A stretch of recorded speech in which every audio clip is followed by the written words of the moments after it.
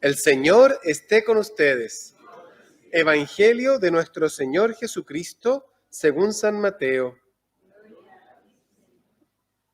Jesús convocó a sus 12 discípulos y les dio el poder de expulsar a los espíritus impuros y de sanar cualquier enfermedad o dolencia.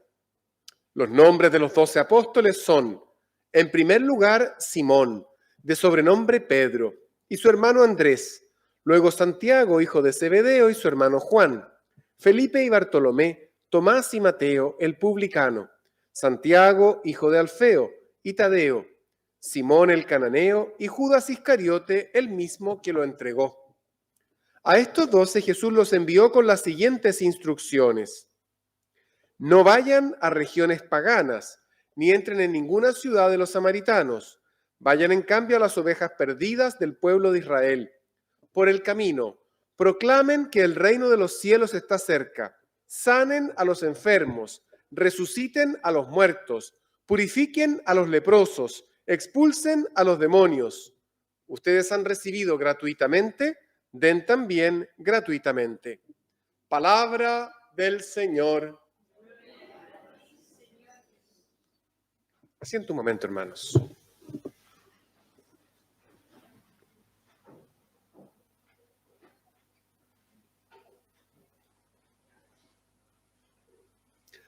Misión imposible. Misión imposible.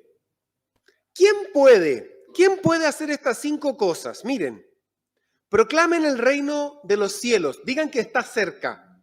¿Cómo? ¿Cómo lo vamos a saber? ¿De dónde lo sacamos? ¿Cómo proclamarlo? Segundo, sanen a los enfermos. Hace 2000 años, sanen a los enfermos. Resuciten a los muertos. ¿Quién puede resucitar a un muerto? Purifiquen a los leprosos, pero si es una enfermedad incurable. Y por si fuera poco, expulsen a los demonios. Hermanos, ¿quién puede hacer esta misión? Es una misión imposible. Lo que Dios manda hacer a los apóstoles, para los apóstoles es imposible. Pero no para Dios, porque para Dios no hay nada imposible. ¿De dónde sale la fuerza para predicar el evangelio, para sanar a los enfermos, para resucitar a los muertos, purificar a los leprosos y expulsar a los demonios? ¿De dónde sale? ¿Es de los apóstoles la fuerza? ¿Proviene de un ser humano esa capacidad? Miren lo que dice al inicio del evangelio. Volvamos al comienzo del texto que acabamos de leer. Y dice así: Jesús convocó a sus 12 discípulos y les dio Él el poder de expulsar a los espíritus impuros y de sanar cualquier enfermedad o dolencia. Fue Jesús quien los llamó y Jesús quien les dio el poder. La fuerza para realizar esta misión no viene de ellos mismos, viene de Dios. ¿Quién realiza la misión? La realizan ellos con la fuerza de Dios. O podemos decir, la realiza Dios a través de estos instrumentos que son sus apóstoles. ¿Por qué obra así Dios? ¿Por qué no hace Él la obra directamente? Porque a Dios le encanta que se muestre nuestra participación en su salvación. Dios ha asumido de verdad la naturaleza humana en Cristo Jesús y se toma muy en serio nuestro rol en la historia de la salvación. La salvación no es algo que nos venga impuesto, no es algo que nos caiga sin más, es algo que asumimos nosotros y de lo cual podemos participar. Por eso todo cristiano con Cristo colabora en la salvación. No, Padre, yo no soy digno, los apóstoles tampoco, pero Dios los dignificó. No, Padre, yo no soy nadie, los apóstoles tampoco, pero Dios los hizo alguien, y qué grande los hizo. ¿Por qué? Porque dijeron que sí y aceptaron. Porque aceptaron seguir al Maestro y vivir el mandato y la misión que Él les regalaba, que era una misión imposible si solo hubiesen pensado con sus propias fuerzas. ¿Por qué San Pedro tiene la fuerza para arrepentirse y volverse el primer papa por la gracia de Dios? Porque Cristo lo llamó y Cristo lo nombró y Cristo le dio el poder. ¿Por qué San Juan estuvo al pie de la cruz? Porque fue generoso, pero Cristo le había dado la gracia y lo había hecho su discípulo amado. ¿Por qué los demás apóstoles fueron todos capaces de entregar su vida y morir mártires, siendo que habían escapado al primer susto cuando Cristo había muerto en la cruz? Porque Jesús los transformó con su fuerza y les dio el poder y ellos acogieron y aceptaron esa llamada. Qué grande es Dios que le gusta obrar a través de medios humildes y pequeños. Por eso, si usted se reconoce débil, frágil, necesitada, necesitado, es un instrumento apto para el reino de Dios. Dios hace maravillas a través de los pequeños. Miremos el ejemplo de las apariciones marianas. ¿A quién se aparece la Virgen? ¿A las grandes autoridades de la época? No. A San Juan Diego, que había sido un poco menospreciado por los demás. ¿A quién se aparece la Virgen en Fátima? A 3 pastorcitos, niños, que aún no habían recibido la primera comunión. ¿A quién se aparece en Lourdes? A Bernardita Subirú, que a los 14 años aún era analfabeta, no sabía leer ni escribir, tampoco había podido recibir la primera comunión. La Virgen María se manifiesta y se aparece a los pequeños, a los sencillos, a los pobres, en lugares recónditos. ¿Dónde vino Cristo, el Hijo de Dios hecho hombre? No vino a Roma, al centro del poder, sino que a una esquina del imperio, al pueblo de Israel. Y dentro del pueblo de Israel no estuvo en Jerusalén, donde nació, sino que nació en Belén, ciudad pequeñísima, y vivió en Nazaret, casi un poblado. Jesús actúa en lo pequeño, en lo sencillo. Si usted se siente incapaz, es buen signo.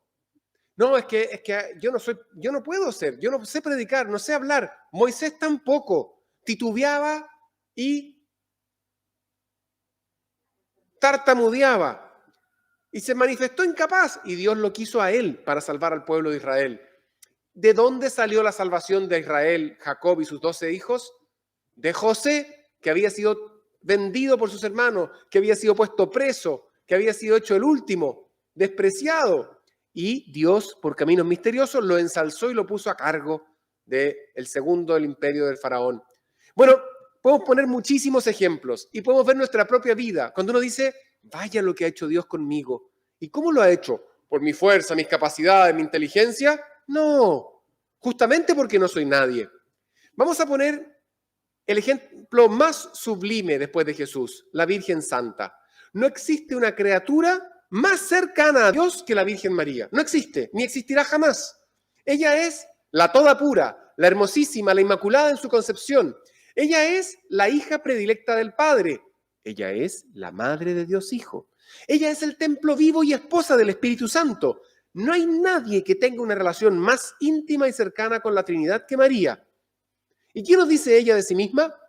He aquí a la esclava del Señor. Proclama mi alma la grandeza del Señor, porque Él ha hecho grandes cosas en mí, porque ha visto mi pequeñez, mi humildad, mi bajeza, mi nada. Cuando Dios encuentra a alguien humilde, sencillo, pequeño, que se reconoce incapaz, encuentra una obra, un instrumento en el cual obrar con más libertad.